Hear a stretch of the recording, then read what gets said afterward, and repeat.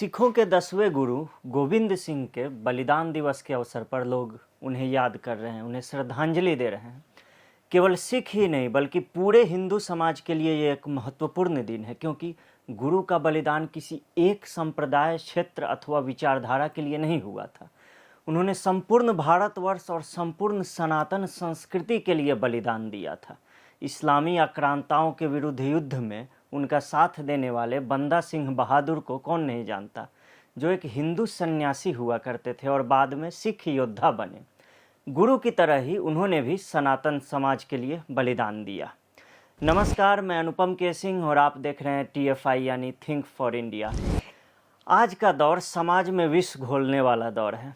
ये काम चंद ठेकेदार ही कर रहे हैं। इनके आका विदेश में बैठे होते हैं। अमेरिका और कनाडा की धरती से भारत को खंडित कर पंजाब को अलग करने और खालिस्तान बनाने के लिए अभियान चलाया जाता है। कट्टरपंथी तत्व सिख धर्मस्थल की प्रबंधन समितियों में अतिक्रमण करते जा रहे हैं। आप देखिए, खालिस्तानी आतंकियों की तस्वीरें स्वर्ण मंदिर के संग्रहालय में लगाई जाती हैं। इनके सामने लोगों को हाथ जोड़ने के लिए कहा जाता है। भारत को खंडित करने के लिए सशस्त्र युद्ध छेड़ने वाले जरनैल सिंह भिंडरावाले को देवमानुष बनाकर पेश किया जाता है। ऐसे दौर में हमें गुरु गोविंद सिंह के जीवन को और भी अच्छे से पढ़ने की आवश्यकता है। गुरु गोविंद सिंह जी की लड़ाई किसके विरुद्ध थी? गुरु गोविंद सिंह के बेटों साहिबजादा जोरावर सिंह और फतेह सिंह को सरहिंद के मुगल सूबेदार वजीर खान ने जिंदा दीवारों में चुनवा दिया था। साहिबजादा जोरावर सिंह की उम्र मात्र 9 साल थी, फतेह तो मात्र 7 वर्ष के ही थे। यह घटना दिसंबर 1705 की है। इसी तरह गुरु गोविंद सिंह के बड़े बेटे अजीत सिंह दिसंबर 1704 को चमकौर के युद्ध में मात्र 18 वर्ष की आयु में मुगलों से लड़ते हुए वीर गति को प्राप्त हो गए थे। इसी तरह साहिबजादा जुझार सिंह भी अपने बड़े भाई के बलिदान के बाद उन्हीं की तरह युद्ध करते हुए, शेर की तरह लड़ते हुए वीर गति को प्राप्त हुए थे। ये युद्ध किसके खिलाफ था? ये औरंगजेब की फौज के खिलाफ था, मुगलों के खिलाफ था, मुगल सूबेदार वजीर खान के खिलाफ था। औरंगजेब कुरान की शपथ लेकर भी अपने वादे से पलट गया और मुगल फौज गुरु गोविंद सिंह का मस्तक काटकर एक ट्रॉफी की तरह ले जाने के लिए बेचैन थी। इसीलिए यही कारण है कि गुरु ने इस पूरे घटनाक्रम के लिए दोषी औरंगजेब को ही माना, जो वादे से पलट गया। आज जो लोग हिंदुओं और सिखों को अलग बताते हैं, सनातन एकता में खलल डालते हैं, उन्हें यह जानना चाहिए कि सिखों के 10वें गुरु गोविंद सिंह जी ने भी एक रामायण लिखी थी। राम मंदिर के लिए सिखों ने भी संघर्ष किया है, यह भी जानना चाहिए। नवंबर 1858 में निहंग सिखों ने राम मंदिर को ध्वस्त करके बनाए गए बाबरी ढांचे में घुसकर हवन किया था। साथ ही दीवारों पर राम नाम भी अंकित कर दिया था।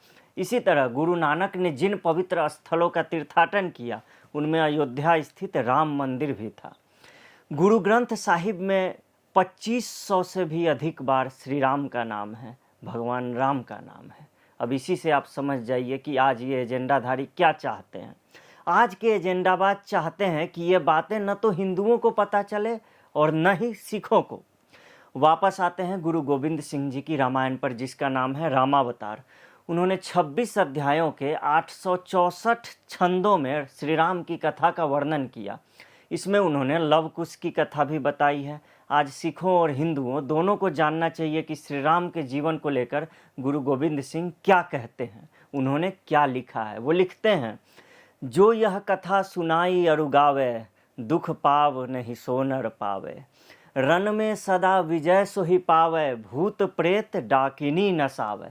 अर्थात गुरु गोविंद सिंह कहते हैं कि भगवान श्री राम की कथा जो भी सुनता है या गाता है, वह व्यक्ति कभी भी दुखों का सामना नहीं करता। अर्थात गुरु गोविंद सिंह जी कहते हैं कि भगवान श्री राम की कथा जो भी सुनता या गाता है, वह व्यक्ति कभी भी दुखों का सामना नहीं करता। साथ ही राम कथा सुनने वालों को युद्ध में हमेशा विजय मिलती है। गुरु गोविंद सिंह लिखते हैं कि भूत प्रेत और अन्य बुरी शक्तियां राम कथा सुनने वालों से दूर भागती हैं। यही चीज़ तुलसीदास जी ने भी लिखी है। ये था गुरु गोविंद सिंह जी का भगवान श्री राम के प्रति श्रद्धा, उनकी भक्ति। राम काव्य भारत की एक संपूर्ण कृति है। श्री राम के जीवन के सारे मूल्य एवं आदर्श मिल जाते हैं राम कथा में। और सिख पंथ भी सनातन संस्कृति का ही हिस्सा है, फिर गुरु भला कैसे राम कथा न कहते बताइए। श्री राम के बाद गुरु गोविंद सिंह ने श्री कृष्ण की कथा, श्री राम के बाद गुरु गोविंद सिंह ने श्री कृष्ण की कथा भी अपने शब्दों में रची है। 2462 छंदों में ये शायद उनकी सबसे बड़ी रचना है। गुरु गोविंद सिंह जी का पूरा जीवन मुगल आतताइयों से युद्ध लड़ते हुए ही बीता। यही कारण है कि चाहे श्री राम की कथा हो या फिर श्री कृष्ण की कथा हो, गुरु ने हमेशा युद्ध का वर्णन जो किया है वो एकदम मौलिक तरीके से किया है। क्यों? क्योंकि युद्ध का उनका स्वयं का निजी अनुभव था। किस तरह श्री कृष्ण गायों के साथ खेलते थे, किस तरह वो माखन चुरा कर खा जाते थे, ये सब भी उन्होंने बताया है। वहीं उन्होंने श्री कृष्ण के जीवन के अन्य आयामों की भी चर्चा की है। जैसे कि देखिए वो लिखते हैं, दसम कथा भगवत की भाखा करी बनाई, अवर वासना नाही प्रभ धर्म युद्ध के चाई। यानी भागवत कथा की बात करते हुए गुरु गोविंद सिंह कहते हैं कि अब उनके मन में कोई और इच्छा नहीं है सिवाय धर्म युद्ध के। यानी महाभारत के धर्म युद्ध को उन्होंने मुगलों के खिलाफ अपने संघर्ष से जोड़ा है। आज उन्हीं मुगलों का गुणगान करते हुए कहा जाता है कि सिख तो हिंदुओं से अलग हैं, सनातन से अलग हैं, उन्हें अपने ही देश को खंडित कर देना चाहिए, ये खालिस्तानी कहते हैं। इतना ही नहीं, गुरु गोविंद सिंह को भविष्य में होने वाले भगवान विष्णु के कल्कि अवतार पर भी पूरा विश्वास था। पाप के विनाश के बाद नव जगत के निर्माण को उन्होंने साहित्य के जरिए उकेरा है और कल्कि अवतार की भी चर्चा की है। और अभी नवरात्रि चल रही है, ऐसे में गुरु गोविंद सिंह के बारे में अगर ये न बताया जाए कि वो देवी माँ के भी अनन्य भक्त थे तो शायद ये बात अधूरी रह जाएगी। गुरु गोविंद सिंह ने पंजाबी भाषा में ही काव्य की रचना की है और वो एक ही काव्य है जो उन्होंने पंजाबी में लिखा है, वो है चंडी दीवार। उन्होंने स्पष्ट लिखा है कि जो लोग माँ दुर्गा का चरित्र पढ़ते हैं वो फिर से भव बंधन में नहीं बंधते, अर्थात जन्म मरण के चक्र से मुक्त होकर वो मोक्ष को प्राप्त हो जाते हैं।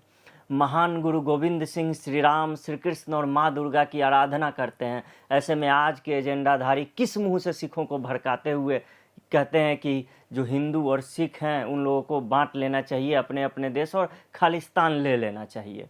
आप देखिए आज जो खालिस्तानी हैं, जो कट्टरपंथी हैं, उन्हें जय श्री राम के नारे से दिक्कत होती है, मथुरा में श्री कृष्ण जन्मभूमि मुक्ति अभियान से दिक्कत होती है और नवरात्रि से भी दिक्कत होती है।